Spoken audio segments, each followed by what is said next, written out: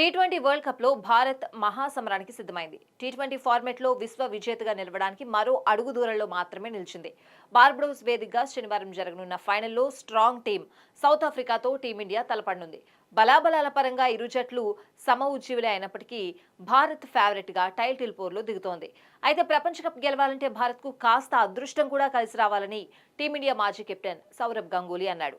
ICC టోర్నీలు గెలవాలంటే luck కూడా ముఖ్యమే అని పేర్కొన్నాడు. అయితే ఈ ఫైనల్లో ఓడి కప్ ను చేజార్చుకుంటే కెప్టెన్ రోహిత్ శర్మ బాధతో బార్బడోస్ సముద్రంలో దూకేస్తాడని అన్నాడు. గత 7 నెలల్లో సారథిగా రోహిత్ కు ఇది రెండో ప్రపంచ cup final. One day world cup లో ఆద్యాంతం వరుస విజయాలతో సత్తా చాటిన టీమిండియా ఆఖరి మెట్టుపై బోల్తా పడింది.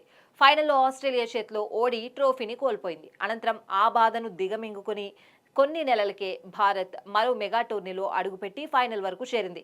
ఈ స్థితిలో దక్షిణాఫ్రికా చేతిలో తుది పోరులో ఓటమి పాలైతే ఆ వేదనతో రోహిత్ కు సముద్రంలో దూకేయాలనే ఆలోచన వస్తుందని దాదా అన్నాడు. కానీ భారత్ కప్పును కోల్పోయే ఛాన్సే లేదని, తప్పక విజయం సాధిస్తుందని ఆశాభావం వ్యక్తం చేశాడు టీమిండియా మాజీ కెప్టెన్ సౌరవ్ గంగూలీ.